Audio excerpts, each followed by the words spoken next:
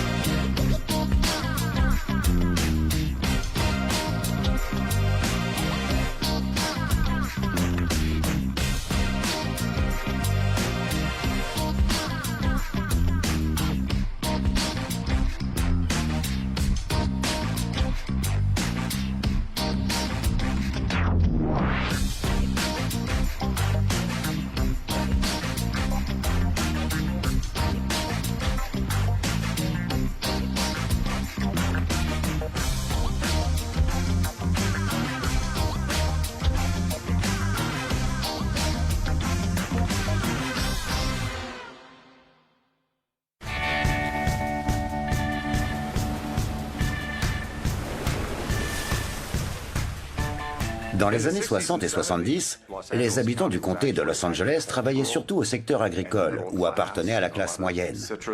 La culture des agrumes y était encore très présente. De nombreuses industries s'implantaient, notamment l'aéronautique, et la plupart de leurs employés vivaient dans cette région.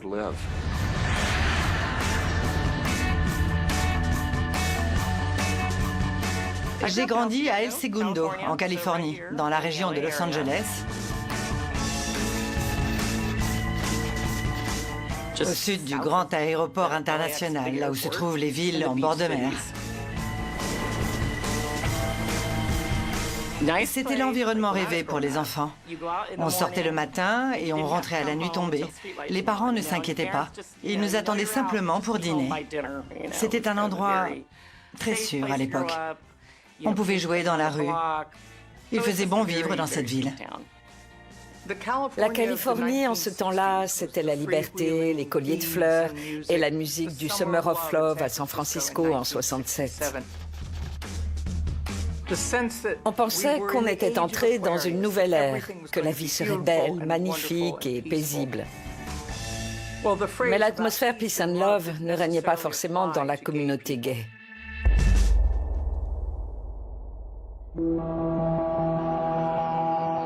Downtown était le quartier de Los Angeles prisé par la communauté gay. Tout était fait pour que cette culture alternative passe inaperçue auprès de la société hétérosexuelle. Les bars gays n'avaient pas pignon sur rue. Ils ne faisaient pas de publicité. Pour entrer, il fallait frapper à la porte d'une certaine façon ou donner un mot de passe. Ces établissements appartenaient à la mafia et à des syndicats du crime. Des lois pénalisaient l'homosexualité, alors pour se fréquenter en public, les personnes gays devaient être très prudentes.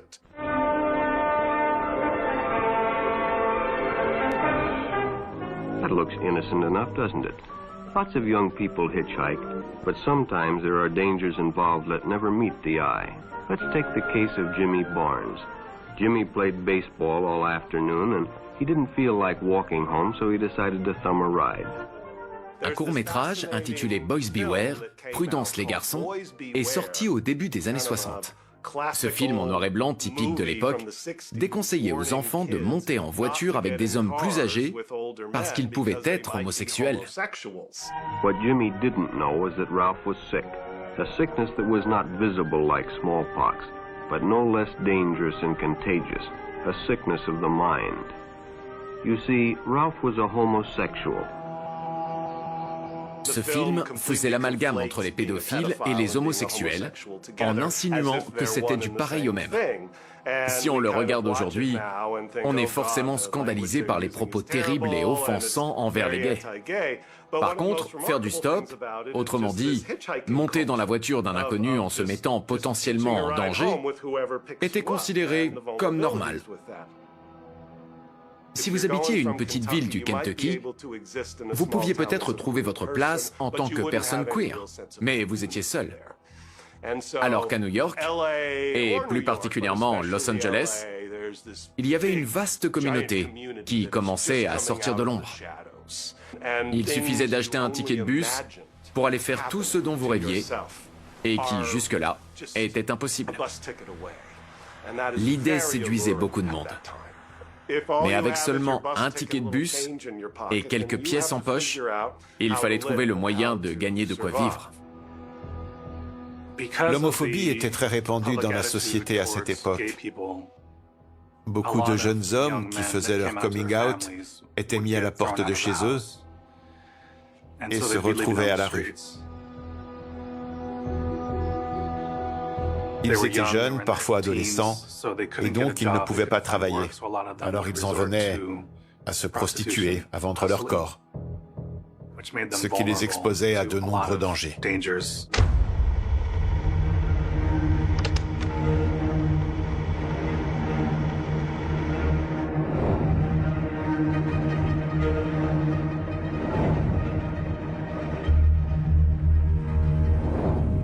Au début des années 70, on a observé une vague de ce qui semblait être des meurtres commis au hasard, des crimes d'opportunité. Des jeunes hommes pris en stop sur l'autoroute ou accostés dans des bars ou dans la rue étaient tués et leurs corps abandonnés quelque part. On était face à un phénomène très inquiétant. On comptait de plus en plus de victimes, dont les corps étaient retrouvés le long des autoroutes, enveloppés dans des sacs poubelles très épais. Tous ces meurtres à proximité des autoroutes du sud de la Californie étaient-ils liés? Étaient-ils l'œuvre d'un seul et même individu? Tout a commencé quand je travaillais à Banning, dans le comté de Riverside, entre Los Angeles et Palm Springs. Le bureau du shérif m'a présenté des éléments. Il pensait avoir affaire à plusieurs homicides qui étaient reliés. Des hommes retrouvés nus et la plupart abattus d'une balle de calibre 22 dans la tête. Plusieurs corps ont été découverts dans cette zone désertique, décapités et placés dans des sacs poubelles. Très résistants, à liens coulissants, pas le genre qu'on achète à l'épicerie.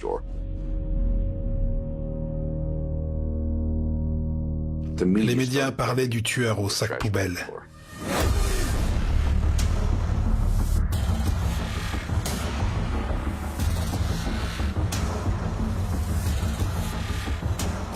Souvent, plusieurs victimes d'une série de meurtres ont un point commun. Elles se connaissent ou habitent le même quartier. Là, ce n'était pas le cas. Ces jeunes hommes venaient de toute la Californie du Sud. Mais petit à petit, les enquêteurs ont réussi à déterminer ce qui les reliait. Beaucoup étaient adolescents ou avaient la vingtaine et étaient gays ou considérés comme tels. Los Angeles n'a jamais disposé d'un système de transport en commun efficace. On ne peut pas aller quelque part en métro en 20 minutes comme dans les autres grandes villes. Le réseau de bus n'est pas très performant non plus. Donc à l'époque, les gens faisaient du stop sans se poser de questions. Et montaient dans le premier véhicule qui s'arrêtait. Je suis la Benjamine de 7 enfants. En grandissant, je me suis rendu compte que mes frères et sœurs plus âgés faisaient partie du mouvement hippie. John était le 5e de la fratrie. Il avait 8 ans de plus que moi. Il aimait faire la fête. Il fumait de l'herbe, aimait bien boire et sortait avec ses amis. Encore une fois, c'était très courant chez les jeunes à l'époque. Et tous mes frères et sœurs faisaient du stop. C'était quand même dangereux. Le pire qui pouvait arriver était bien sûr de monter à bord du véhicule d'un tueur en série.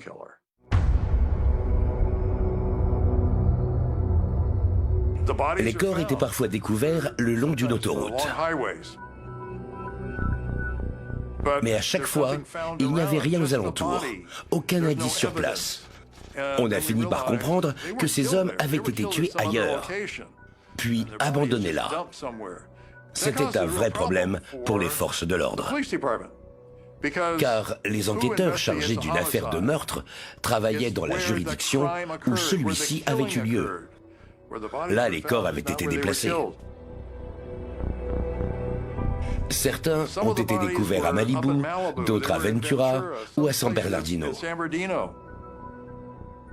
On parle de la Californie du Sud comme si c'était un seul et même lieu, ce qui est vrai géographiquement, mais pas pour le fonctionnement des services de police. À l'époque, le seul comté de Los Angeles regroupait une cinquantaine de villes situées dans des juridictions différentes, avec chacune sa police, son bureau du shérif et ses enquêteurs. Leur secteur dépendait des découpages administratifs et du périmètre urbain. De plus, ils ne communiquaient pas entre eux et ne comparaient pas leurs rapports sur ces corps retrouvés un peu partout.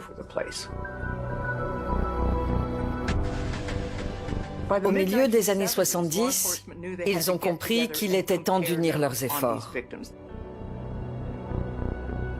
Tous les enquêteurs se sont réunis dans le comté d'Orange pour examiner les liens entre les différentes affaires et il y avait des similitudes.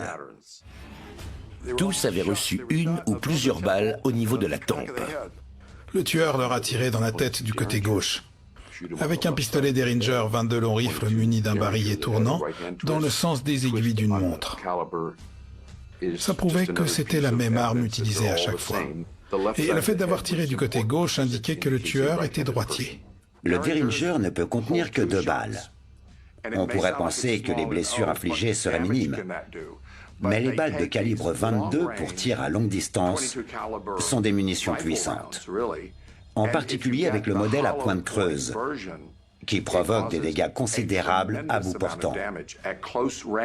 Le Derringer est donc une arme très efficace pour tuer du premier coup. La police arrête tout le temps des individus ignobles, mais là, c'était pire que tout. Personnellement, je n'avais jamais vu ça. Il avait des rapports sexuels avec ces hommes avant de les tuer parfois, mais le plus souvent après. Il découpait des orifices sur leur corps pour assouvir ses pulsions, ou leur coupait les poils pubiens pour se livrer à des expériences. Il n'avait pas été torturé. Les plaies avaient été infligées post-mortem. Il se défoulait sur ses victimes et les frappait après les avoir tuées, jamais avant. Dans son mode opératoire, il y avait aussi le démembrement. Et selon les mots du médecin légiste, il les amputait parce que ça ressemblait au travail d'un expert. Très peu de gens savent faire ça de façon aussi propre. Tel un chirurgien ou un boucher. Il savait précisément où se trouvaient les articulations et comment découper ces corps. Un mode opératoire a commencé à se dessiner et les enquêteurs ont pris conscience qu'ils étaient confrontés à un tueur en série.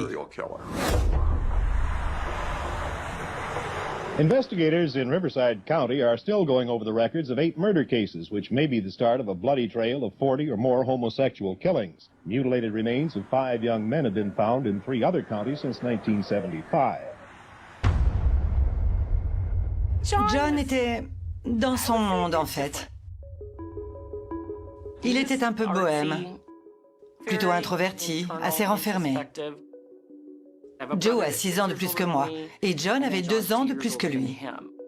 Je partageais ma chambre avec eux, et ils me faisaient parfois passer de très mauvais moments. Ils essayaient de me faire peur la nuit, en braquant une lampe au plafond et en prenant une drôle de voix. John était probablement celui qui posait le plus de difficultés à mes parents.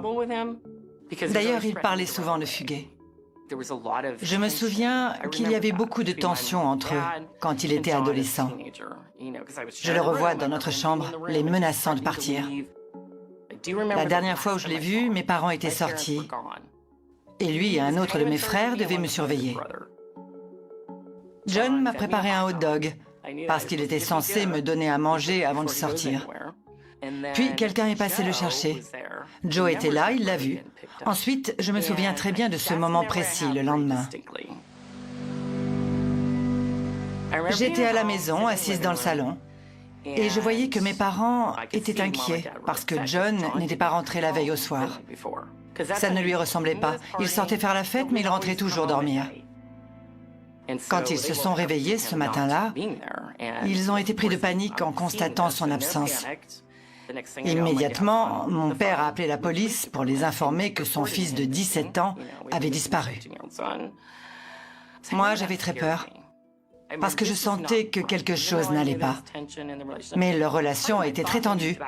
Alors, je me suis dit qu'il avait peut-être fini par craquer et fuguer.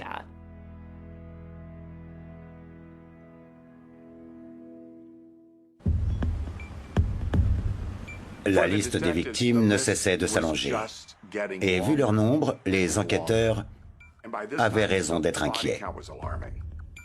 Un tueur rôdait et était déjà passé plusieurs fois à l'acte. Le danger était réel. La situation était devenue si préoccupante qu'un journal local a offert une récompense de 2000 $. Ça paraît peu aujourd'hui, mais c'était une belle somme à l'époque. 2000 $ pour l'arrestation et la condamnation de celui qui avait accosté, tué, mutilé et démembré ces jeunes hommes. Il y eut Ronald Dean Smith Jr., qui n'avait que 5 ans. Son corps a été découvert en octobre 1974. L'autopsie a conclu qu'il était mort par asphyxie. Larry Gene Walters, 20 ans, tué le 31 octobre 1975, retrouvé moins de 2 semaines plus tard, lui aussi abattu puis démembré dans un sac poubelle. Michael Craig McGee, 13 ans, tué en juin 1976 d'une balle dans la nuque. Sodomisé et démembré. Wilfrid Lawrence Faherty, 20 ans, décédé en août 1976 d'une balle dans la tête. À ce stade, les enquêteurs étaient dans l'impasse, quand un jour, la chance leur a souri.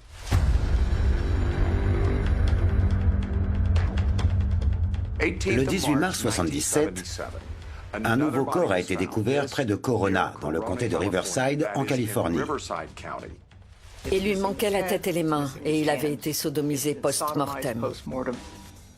Il se trouvait dans un grand sac poubelle, placé dans un bidon sur une aire de repos. Les enquêteurs ont fait le tour des environs.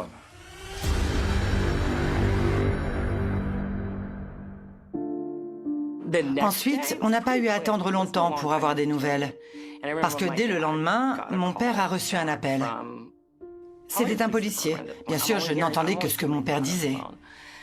Il répétait ces mots terribles que son interlocuteur avait prononcés, à savoir « Il est possible qu'il soit décédé ».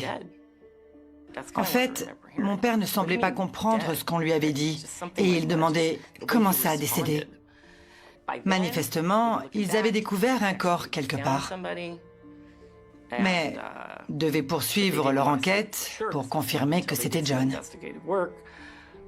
À la suite de cet appel, mes parents se sont donc rendus au poste de police de Corona pour fournir des échantillons de sang et confirmer si la tache de naissance de mon frère correspondait à celle présente sur le corps de la victime.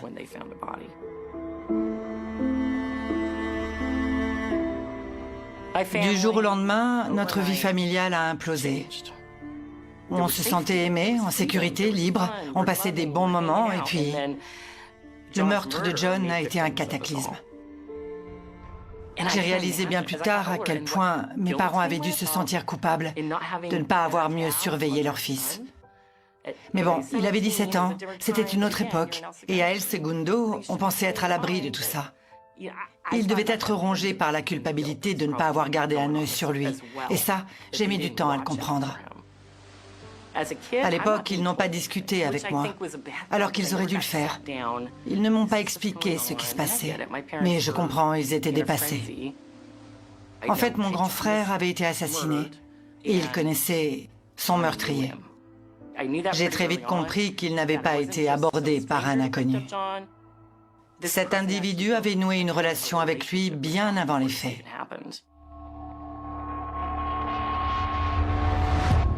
Après avoir identifié le corps, la police a interrogé la famille et les amis de John LaMay pour savoir qui il avait vu, où et quand. Le jeune homme aurait dit à ses proches qu'il devait se rendre à Redondo Beach, juste à l'ouest de Corona, pour y retrouver deux hommes prénommés Pat et Dave.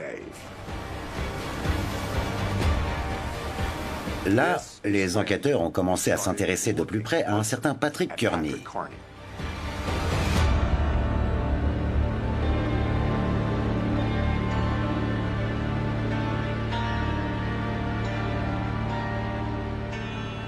Ils sont allés interroger ce Patrick Kearney ainsi que Dave Hill, son colocataire et amant.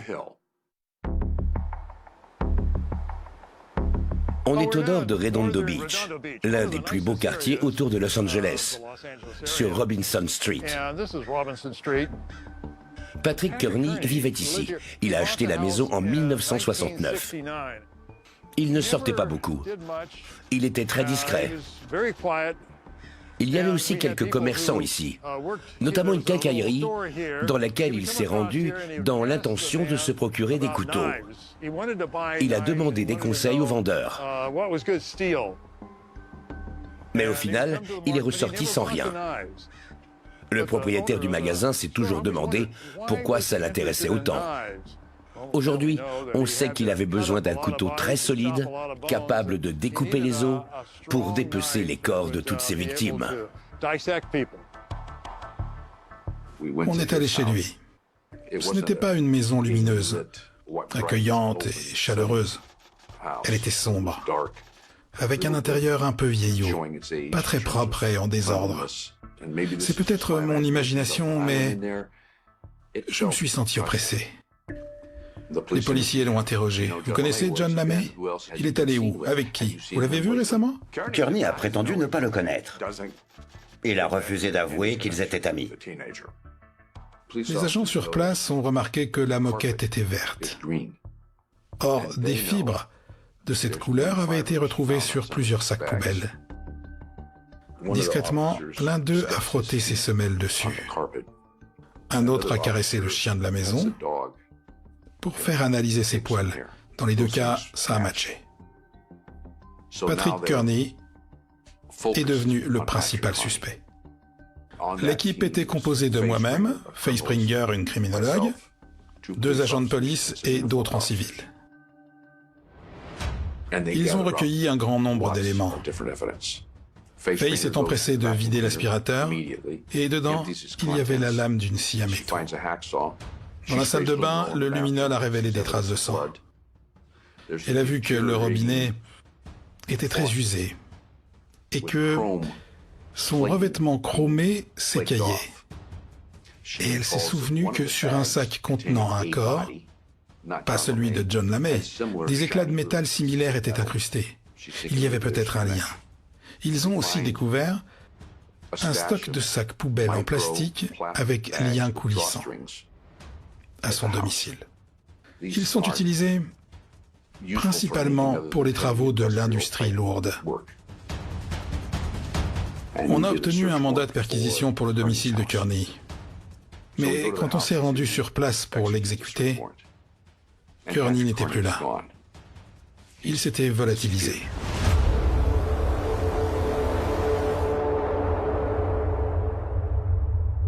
On a émis un mandat d'arrestation pour les deux hommes.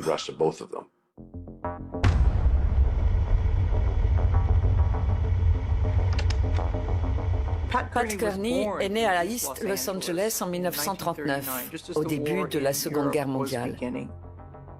C'était un enfant fragile et chétif. Les autres se moquaient de lui, le harcelaient, l'insultaient. Apparemment, il nourrissait déjà des fantasmes malsains et pervers, notamment celui d'écorcher vif des gens. Il a déclaré que son père n'était pas très présent et ne s'occupait pas de lui. Sa mère était gentille, mais elle se consacrait surtout à son mari. Il avait deux frères qui menaient une vie ordinaire et avaient un bon métier. L'un était officier dans l'armée, et apparemment, c'était son père qui lui avait appris à tirer. Kearney maniait son arme avec une grande dextérité. Quand il était enfant, il avait appris que pour tuer un cochon sur le coup, il faut lui tirer dans la tête, juste à côté de l'oreille. Par conséquent, il savait qu'en faisant ça, sa victime ne lui opposerait aucune résistance. Il est allé vivre au Texas quelque temps. À son retour en Californie, il a été embauché chez Hughes Aircraft. À l'époque, Los Angeles constituait un immense vivier pour les industries aéronautiques et de l'armement. Et il a retrouvé du travail très rapidement. Ça veut dire que c'était quelqu'un de compétent et de professionnel. Hughes Aircraft, l'un des premiers constructeurs aéronautiques du pays, était composé de plusieurs divisions. Pour moi, il fallait être assez brillant pour décrocher et garder cet emploi. À une époque, il rencontrait beaucoup de monde. Il a connu David Hill au Texas, qui est devenu son compagnon. Par la suite, ils sont revenus vivre en Californie et se sont installés ensemble dans la région de Redondo Beach. Mais au fil du temps, leur relation s'est dégradée. Parfois, David Hill le quittait et Kearney se retrouvait seul. Alors il avait pris l'habitude d'aller faire un tour en voiture. Ayant grandi à East Los Angeles, il parlait également espagnol et connaissait bien la culture latino. Ça lui était bien utile quand il tournait en voiture dans les quartiers gays, de Tijuana jusqu'à la Californie du Sud. Il abordait des autostoppeurs et tous les jeunes hommes qu'il croisait et leur faisait du charme pour qu'ils montent dans sa voiture. Puis, à un moment, il passait la main derrière son siège pour attraper à calibre 22 un pistolet Derringer. Il attendait que son passager tourne la tête vers la droite et il lui tirait une balle dans la tempe. C'est très inhabituel de tuer quelqu'un comme ça, rapidement dans sa voiture. Pour en faire quoi ensuite ? Il roulait jusqu'à un endroit isolé, se garait et avait un rapport sexuel avec le cadavre. C'était un nécrophile. J'ai du mal à comprendre pourquoi il faisait ça et quelle satisfaction il pouvait en tirer. Pensait-il s'être débarrassé d'un individu qui aurait pu lui faire du mal ?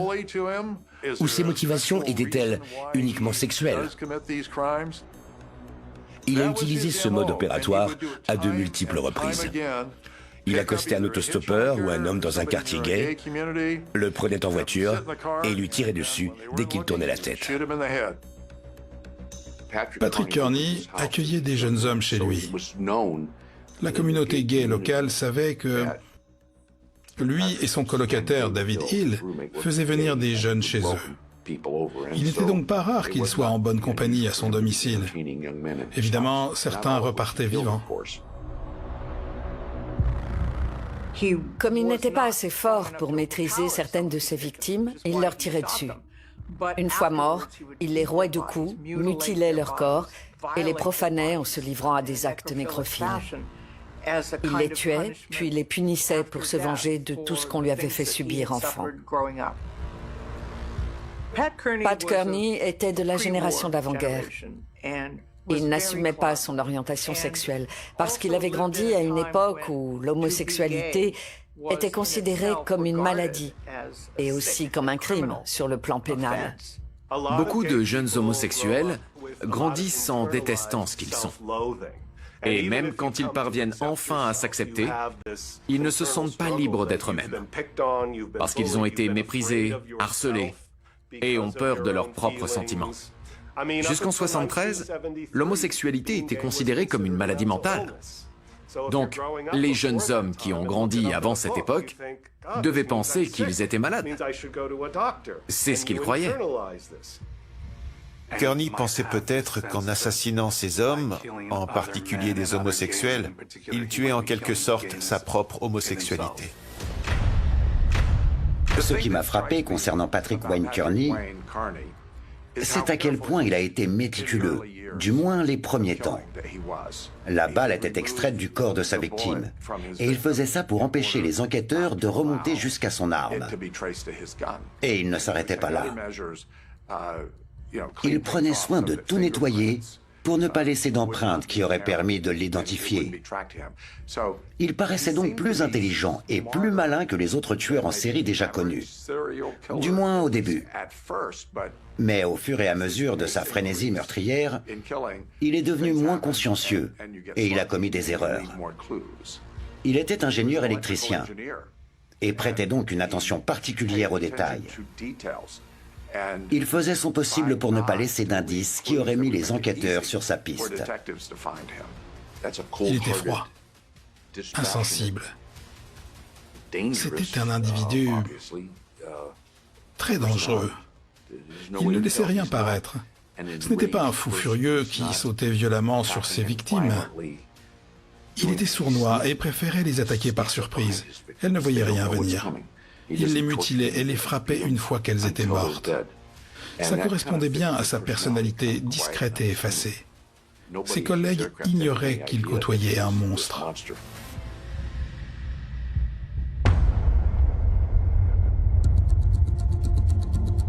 Le lendemain, Patrick Kearney s'est rendu chez Hughes Aircraft, l'entreprise qui l'employait, et a démissionné. Ils lui ont donné sa dernière paye et il est parti. Avec David Hill, son compagnon, ils ont déménagé au Texas et se sont installés à El Paso.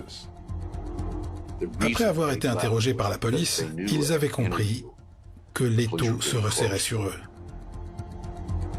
Des avis étaient émis dans tous les États. Ils étaient recherchés par le FBI.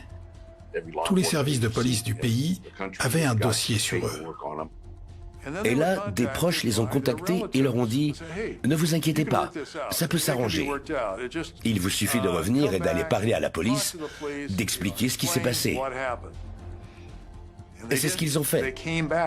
À leur retour en Californie, ils se sont directement rendus au bureau du shérif du comté de Riverside. Ils se sont présentés à l'accueil et ils ont dit à l'agent qui se trouvait là « Nous souhaitons nous rendre et parler à la police. » Et ils ont montré une affiche sur le mur en ajoutant « C'est nous là. » On ne s'y attendait vraiment pas. Cet après-midi d'été, j'ai reçu un appel. On tient Patrick Kearney et David Hill. Pardon? Vous les aviez dans le collimateur et je n'en ai pas été informé? Qu'est-ce qui s'est passé? Personne n'a rien compris. Ils sont venus d'eux-mêmes et se sont rendus.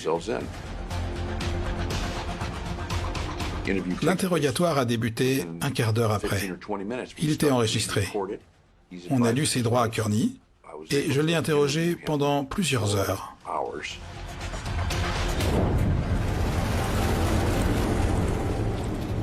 Two men, Patrick Kearney and David Hill, wanted for questioning in 2 murders, surrendered here last Friday. Officers also wanted to talk to them about 5 other similar killings. Mutilated remains of 5 young men have been found in 3 other counties since 1975. But Sheriff Ben Clark says the 2 led his investigators to believe the suspects may be responsible for 30 to 40 killings. The sheriff isn't sure the final toll will be that high. Je ne savais pas à quoi m'attendre. Il m'a paru courtois. Il était calme, plutôt réservé, poli. C'était déstabilisant.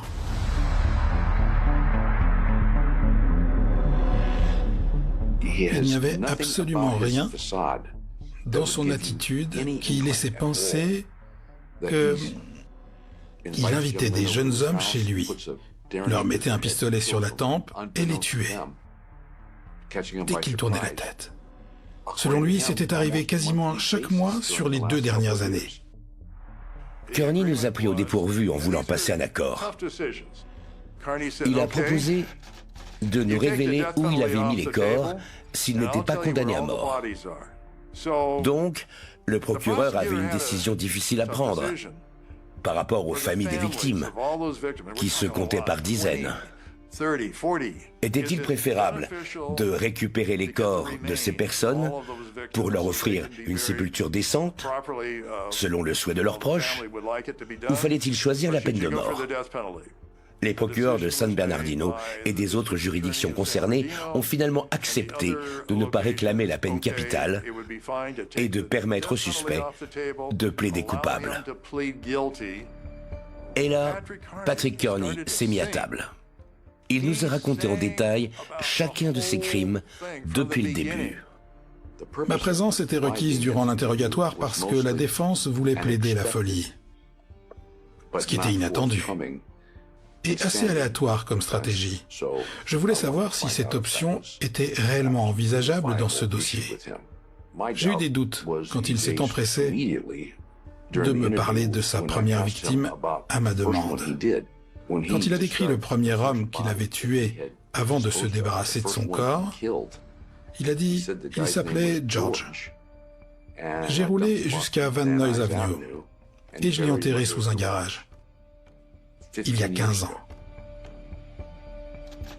Il nous a dessiné une carte de l'emplacement. Évidemment, l'interrogatoire était enregistré. Kearney l'ignorait, mais en quelques minutes, la police de Los Angeles était sur place. Grâce à la carte, ils ont rapidement localisé le garage. Et ils ont découvert une boîte remplie d'ossements. Le crâne portait des marques faites par une scie à métaux. Kearney a expliqué qu'il avait ôté la balle du crâne de l'homme avec cet outil.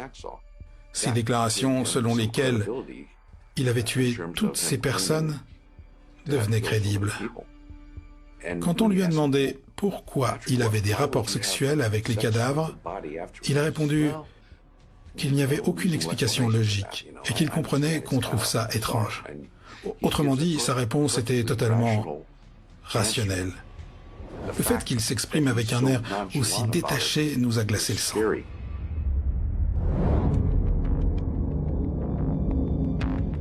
L'évaluation selon les règles de McNaughton, qui détermine si l'individu distingue le bien du mal, a confirmé qu'il savait très bien ce qu'il faisait et qu'il en avait honte. Par conséquent, il était réticent à évoquer les détails de ses violences sexuelles. Il a dit que parfois, pris d'une rage folle, il se livrait à un viol post-mortem, mais pas toujours. Il arrivait donc à se contrôler. Mais ce n'est pas parce que la société pense qu'un homme est fou que le verdict de la justice sera le même. Tout le monde s'accorderait à dire que quelque chose n'allait pas chez lui, que son comportement n'était pas normal. De là à ce qu'il soit déclaré fou et pénalement irresponsable, ce n'était pas gagné. Il a tenu sa promesse et nous a indiqué où il avait dissimulé les corps. Néanmoins, tous n'ont pas été retrouvés, car certains n'avaient pas été placés dans des sacs poubelles, mais enterrés. La dépouille de John LaMay n'avait plus ni tête, ni main, ni pied. On ne les a pas retrouvés. Par la suite, Patrick Kearney a déclaré qu'on n'y arriverait jamais, parce qu'il les avait déposés dans les poubelles de différents fast-food. Et que ces entreprises dépensaient des millions de dollars pour se débarrasser de leurs déchets. Je savais que John avait été jeté sur le bord d'une autoroute, qu'il avait été tué. Mais j'ignorais qui était vraiment son meurtrier. Un homme qui se livrait à ces actes ignobles depuis 15 ans et qui ne s'était jamais fait prendre. Il était si méthodique qu'il leur coupait la tête et surtout les mains pour empêcher toute identification grâce à leurs empreintes. Je n'aurais jamais cru qu'on puisse se montrer aussi diabolique.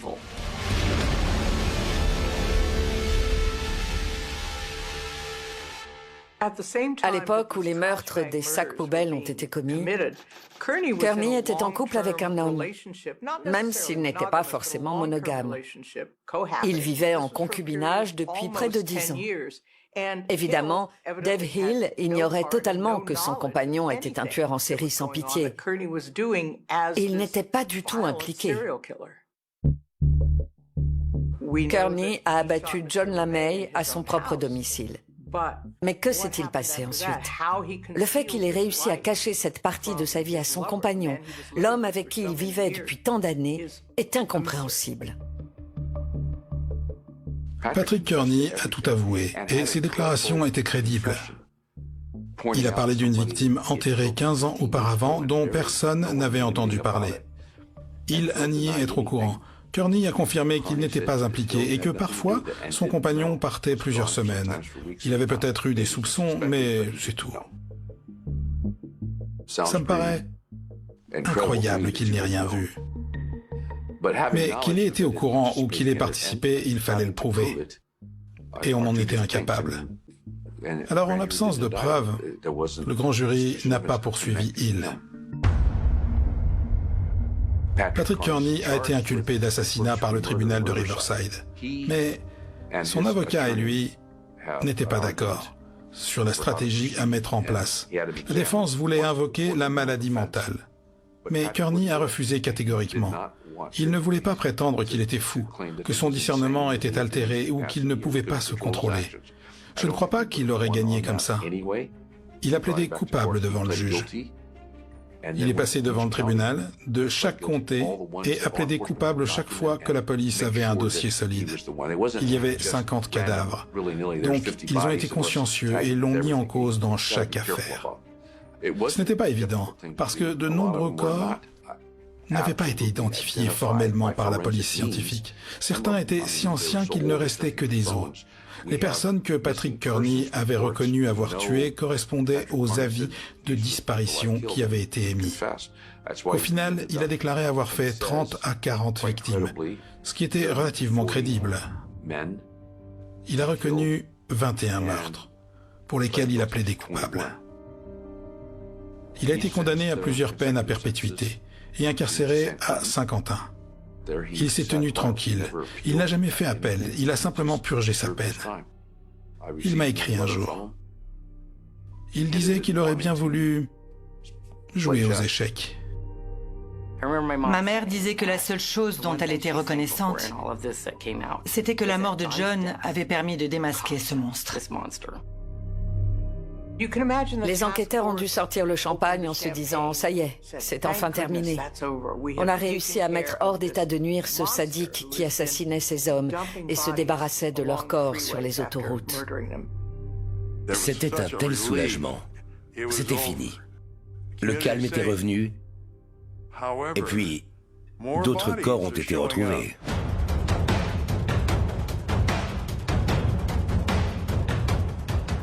Il y en a eu 5, puis 10, puis des dizaines. Mettez-vous à la place des enquêteurs. Un autre tueur en série sévissait-il dans la région?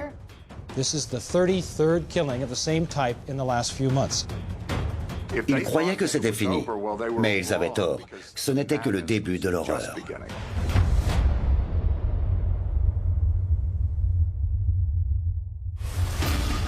Il ne se passait pas une semaine sans qu'on découvre un nouveau cadavre. Le tueur était insatiable. De jeunes autostoppeurs montaient dans une voiture, puis étaient violés, étranglés et abandonnés nus. Le meurtrier ne laissait aucune trace. Today, the nude body of a teenage boy was found propped up against a back alley door. He had been choked to death. A witness said she saw a hitchhiker gassed and pulled into a van. Ils nous ont montré un tableau comportant à lui seul environ 45 noms, intitulé « Meurtre d'homosexuels en Californie du Sud ». Les meurtres de l'autoroute n'étaient pas résolus.